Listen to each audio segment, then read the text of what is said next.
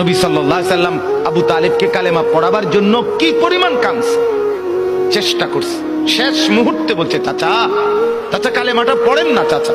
বলছে না, মানুষের কাছে বেইজ্জতি হব, পড়বো না, মানুষ লজ্জা দিবে। আল্লাহ নবী সাল্লাল্লাহু আলাইহি সাল্লাম বলছে, কানে কানে বলেন, আমি কাউকে শোনাবো না, আমি শুধু হাসরের মাঠে বলবো, মৃত্যু পর্যন্ত চাচা ওয়াদা দিলাম জগৎবাসীকে শোনাবো না আপনি ঈমান আনছিলেন, কানে কানে কন। আবু তালেব বলছে না, কানে কানেও বলবো। এবার নবী বলে চোখের পানি ফেলতে ফেলতে, চাচা এমনও কইতেন না তো, ঠিক আছে চাচা আমি কালেমাটা পড়ি, আপনি শুধু ঠোঁটটা নাড়েন,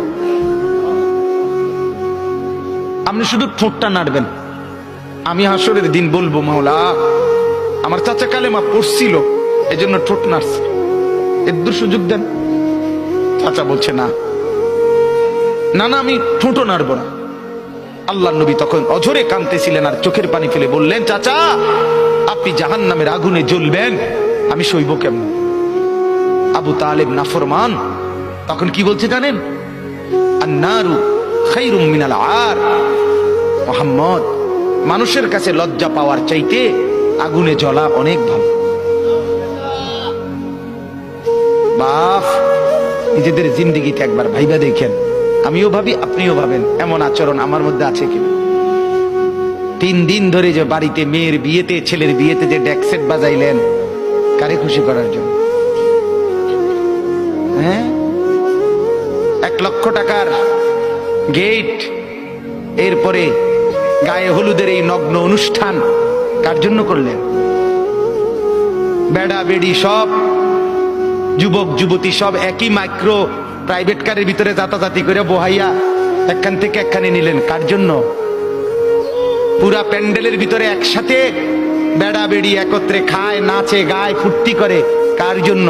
শুধু সমাজ, সোসাইটি, পরিবেশ, সোসাইটি মেনটেন করছেন, সমাজ মেনটেন করছেন। ছেলেরা চাইছে, মেয়েরা চাইছে, বাচ্চারা চাইছে, এতে হেতে চাইছে, তো মালিক তিনি কি চাইছিল? ওনার কথা মনে হয় নাই? রাসূল সাল্লাল্লাহু আলাইহি সাল্লাম তার কথা মনে হয় নাই? বলেন, কিয়ামতের দিন নবী সাল্লাল্লাহু আলাইহি ওয়াসাল্লামের কাছে কোরআনে আছে, ফাকাইফা ইযা জিনা মিন কুল্লি উম্মাতিন বিশাহীদ ওয়া জিনা বিকা আলা হাউলা'i শাহীদা। নবীকে বলছে আল্লাহ, বন্ধু আপনার উম্মতের প্রত্যেকের আমলনামা আমি আপনার হাতে দেখাবো, আপনার হাতে, আপনার সামনে পেশ করব, আপনি দেখে কথা বলবেন আমার কাছে, সুপারিশ আপনি কইরেন, মানা নাই, কিন্তু আপনি দেখে করবেন। রাসূলুল্লাহ সাল্লাল্লাহু আলাইহি ওয়াসাল্লাম যদি হাসরের ময়দানে এরকম আমলনামা খুলে উল্টায় আর পৃষ্ঠার পর পৃষ্ঠা দেখে ফজর নাই, জোহর নাই, আসর নাই, মাগরিব নাই, ইশা নাই, শনিবার রবিবার, মদ জুয়া, অবৈধ উপার্জন, গান বাদ্য, নাটক, সিনেমা, জিনা, ব্যভিচার, বেহায়া, বেপর্দা সব উল্টায়। আল্লাহ নবী সাল্লাল্লাহু আলাইহি সাল্লাম তখন বলবে, উম্মত কি এটা? উম্মত, আমার 23 বছরের এত চোখের পানির কথা একবারও মনে হয় নাই?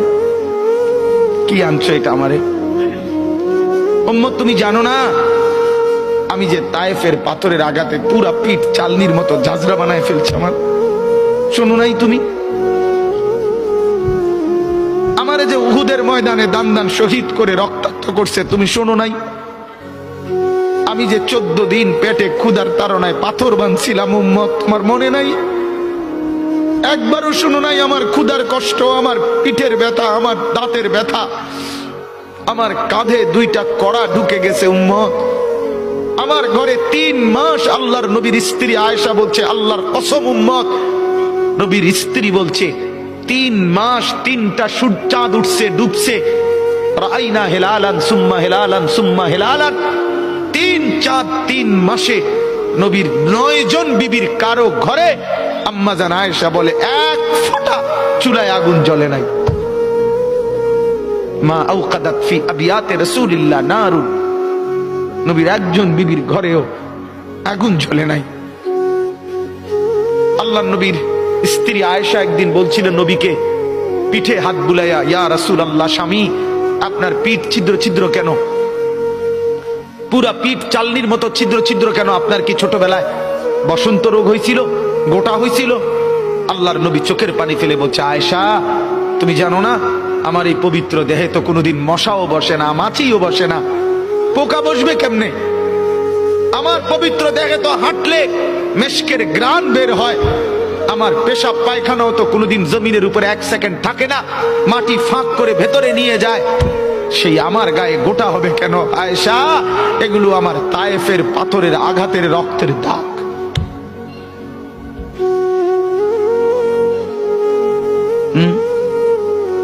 হলো না বাপ? কিছুই মনে হলো না? এভাবে ভুলে গেলেন? ভুলে গেলেন রাসূলুল্লাহ সাল্লাল্লাহু আলাইহি সাল্লামকে একবারও মনে হলো না? আল্লাহকে ভালোবাসেন, নবীকে ভালোবাসেন, আখিরাত চিনেন? এই বাপ, আমি আপনাদের সন্তান, যে আল্লাহর কোরআন যে ধরে নাই, ছোঁয়ে নাই, পড়ে নাই, বিশ্বাস করেন পড়ার কোনো মজা, লেখার কোনো মজা, জ্ঞানের কোনো মজা, শিখার কোনো মজা, জানার কোনো মজাই সে পায় না। আপনি যেন কিছুই পান নাই, তেমন কিছু পান না।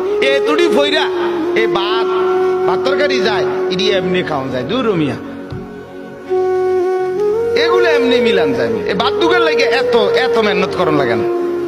অল্প কয়টা ভাতের জন্য, বিল্ডিং একখান করণের জন্য এত কিছু করতে হয় না, এত কিছু করতে হয় না।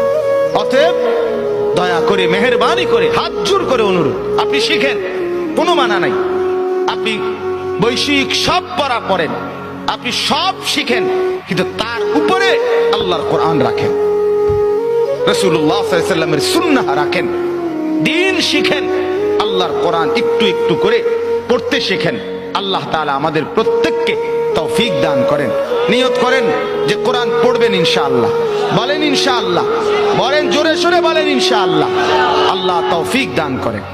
একজন যুবক, আমার বাপ, আবারও বলছি, আবারও অনুরোধ করছি, জীবন শোনাটা, আল্লাহর কথা শোনাটা খামখেয়ালি বানায়েন না। ইডি হুজুররা কয় মাইতো নাই তান কইবই, আপনি আমি শুনলে শুনলাম, না শুনলে না, না না না, তা খামখেয়ালি না, খামখেয়ালি না। ও চিরেই আপনিও কবরে যাবেন, আমিও কবরে যাব, ঠিক কিনা বলেন না কেন? খুব দ্রুত। আল্লাহ তাআলা আমাদের প্রত্যেককে তৌফিক দান করেন।